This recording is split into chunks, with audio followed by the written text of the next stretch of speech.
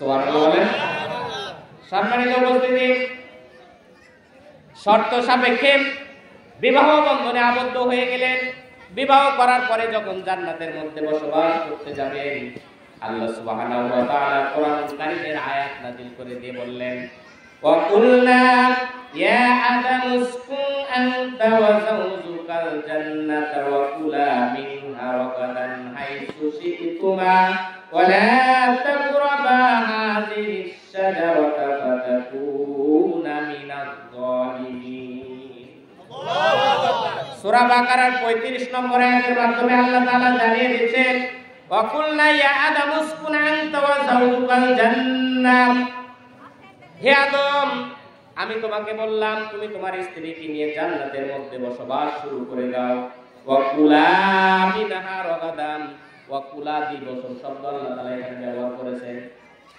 এক বছর করেননি, আল্লাহ তাআলা বলছেন ওয়া কুলা, তুমি যেটা খাবে তোমার স্ত্রীকেও সেটা খাওয়াবে। জোরে বলেন সুবহানাল্লাহ।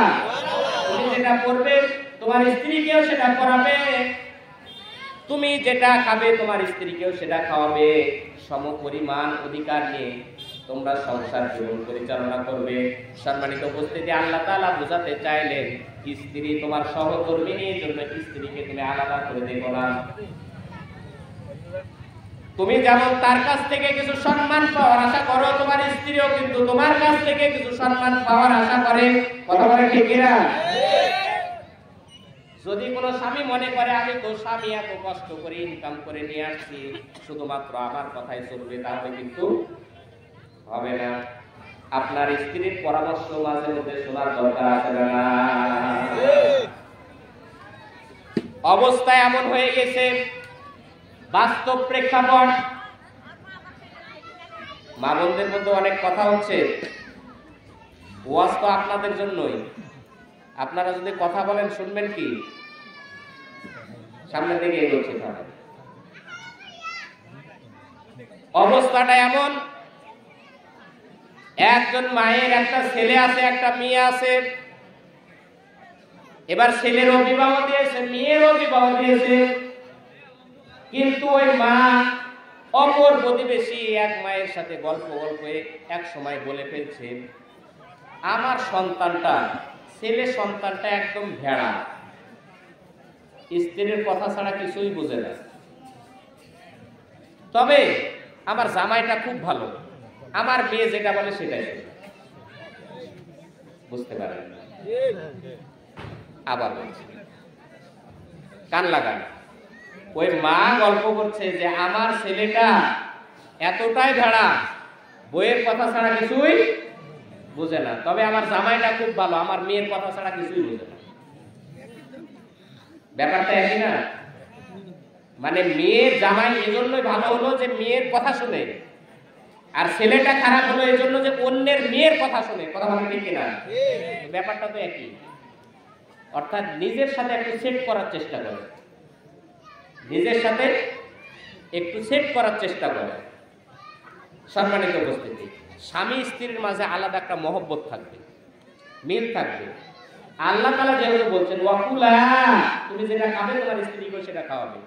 আপনি বাজারে মিষ্টি, দই, অনেক কিছু ভালো মন্দ খেলেন, আর আপনার স্ত্রীর জন্য শুকনা বাদাম নিয়ে চলে গেলেন, গল্প করবো, তাহলে কি হলো?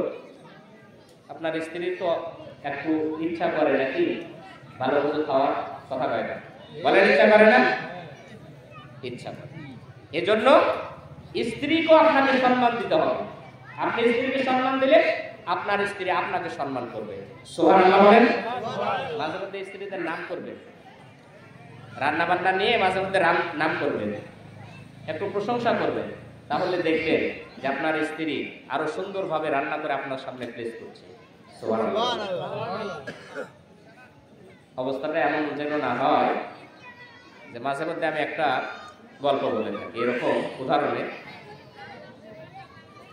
যে এক ব্যক্তি এরকম ওয়াজ শুনেছে যে স্ত্রীদের রান্না একটু সুনাম গাইতে হবে, প্রশংসা করতে হবে। তো এরকম ওয়াজ শোনার পরে চিন্তা করছে আজকে বাড়িতে যে একটা সুনাম করেই ফেলি। তো বাড়িতে গিয়েছে, এবার স্ত্রী খাবারগুলো নিয়ে সামনে উপস্থাপন করেছে। তো বিভিন্ন ধরনের তরকারি আছে, তরকারিগুলো দিয়ে যখন ভাত খাচ্ছে, স্বামী এবার বলছে, আহ, আজকের তরকারিটা খুব সুন্দর হয়েছে গো। বাস একবার হলো। কিছুক্ষণ পর আবার বলছে, আহ, তোমার হাতের রান্না আসলে এত সুন্দর, খুব সুন্দর লাগছে আজকে। কয়বার হলো? সাড়া না দিলে তো সমস্যা। কয়বার হলো? এবার তৃতীয়বার কিছুক্ষণ পর আবার বলছে যে আসলে তোমার এই তরকারিটা রান্না করা এত সুন্দর হয়েছে, আসলে এইভাবে আমি এতদিন দেখিনি, তো আজকে আসলে খুবই ভালো লাগছে। যত এ কথা বলেছে, স্ত্রী ওই গামলাতে যা তরকারি ছিল সব কিছু তার প্লেটের উপর ঢেলে দিয়ে বলছে, ও আজকেই ভালো লাগছে, পাশের বাড়ির ভাবি রান্না করে দিয়েছে তাই। মানে এতই রাগারে স্বামী বেচারা তো আর বুঝে